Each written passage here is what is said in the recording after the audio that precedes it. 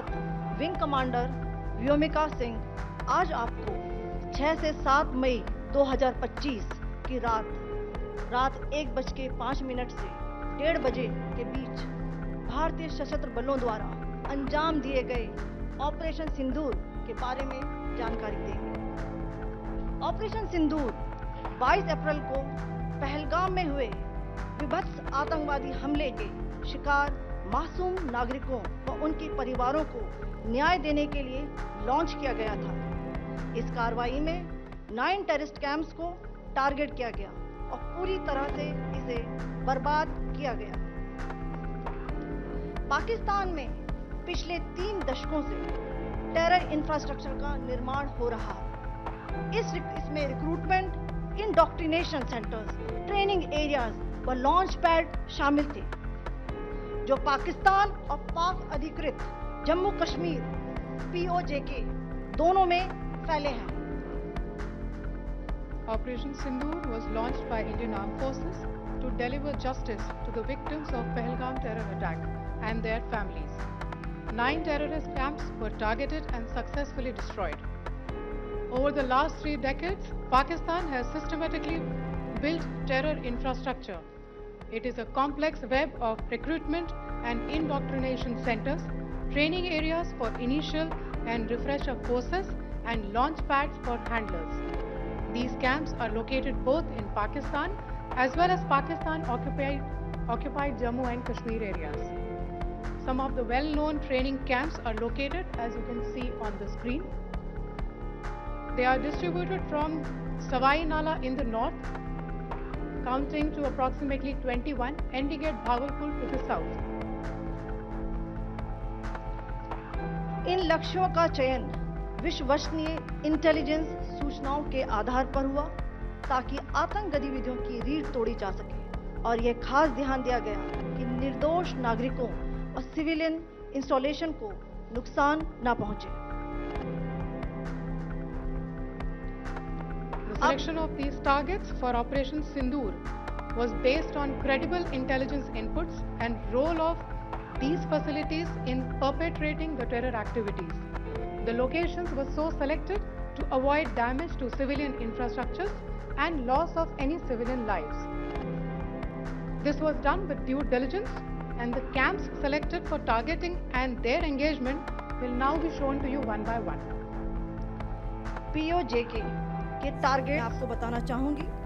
सबसे पहले सवाई नाला कैंप मुजफ्फराबाद, जो कि POJK के लाइन ऑफ कंट्रोल से 30 किलोमीटर दूर है। यह एक लश्कर-ए-तौयबा का ट्रेनिंग सेंटर था। 20 अक्टूबर 2024 सोनमर्ग, 24 अक्टूबर 24 गुलमर्ग, 22 अप्रैल 2025 पहलगाम, इन हमलों के आतंकियों ने यहीं से प्रशिक्षण लिया था। सैयदना बिलाल कैंप मुजफ्फराबाद, यह एक जैश-ए-मोहम्मद का स्टेजिंग एरिया है।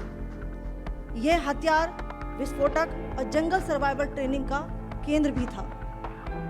गुलपुर कैंप कोटली, यह LOC से 30 किलोमीटर दूर था। लश्कर-ए-तौयबा का बेस था जो रजौरी, पुंछ में सक्रिय था। 20 अप्रैल 2023 को पुंछ में और 9 जून 2024 को तीर्थ यात्रियों के बस हमले में यहीं से आतंकी को ट्रेन किया गया था।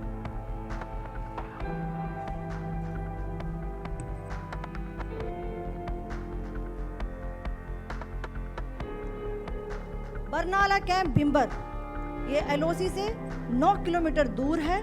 यहाँ पर हथियार, हैंडलिंग, IED व जंगल सर्वाइवल का प्रशिक्षण केंद्र था। अब्बास कैंप कोटली,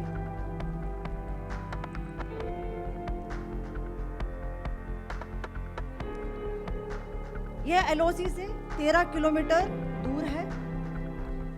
लश्कर-ए-तौयबा का फिदाइन यहाँ तैयार होता था। इसकी कैपेसिटी 15 टेररिस्ट को ट्रेन करने की थी।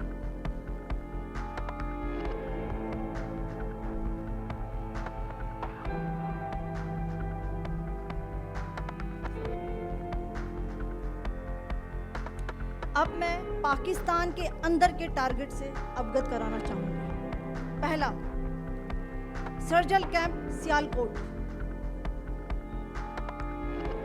यह अंतर्राष्ट्रीय सीमा से 6 किलोमीटर की दूरी पर है, सांबा कठुआ के सामने।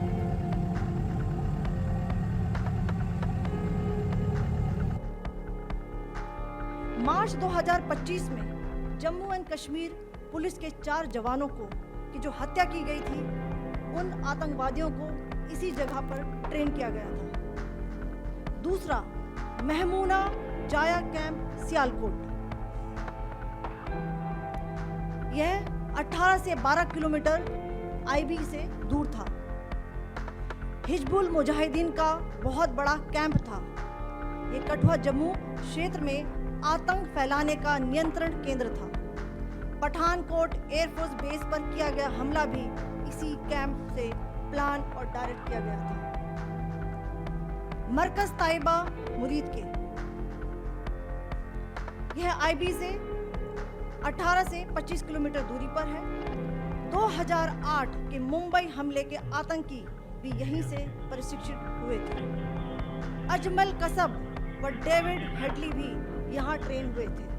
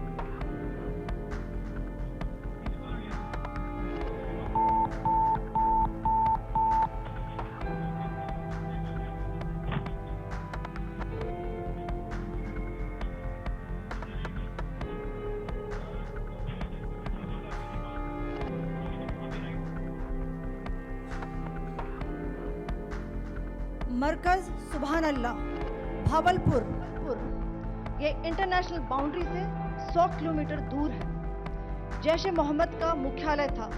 यहाँ पर रिक्रूटमेंट, ट्रेनिंग व इंडोक्ट्रिनेशन का केंद्र भी था। शीर्ष आतंकी अक्सर यहाँ आते थे। मैं आप सबको बताना चाहती हूँ कि किसी भी सैन्य ठिकाने का निशाना नहीं बनाया गया और अभी तक किसी तरह की नागरिक क्षति की रिपोर्ट नहीं है। धन्यवाद। जय हिंद।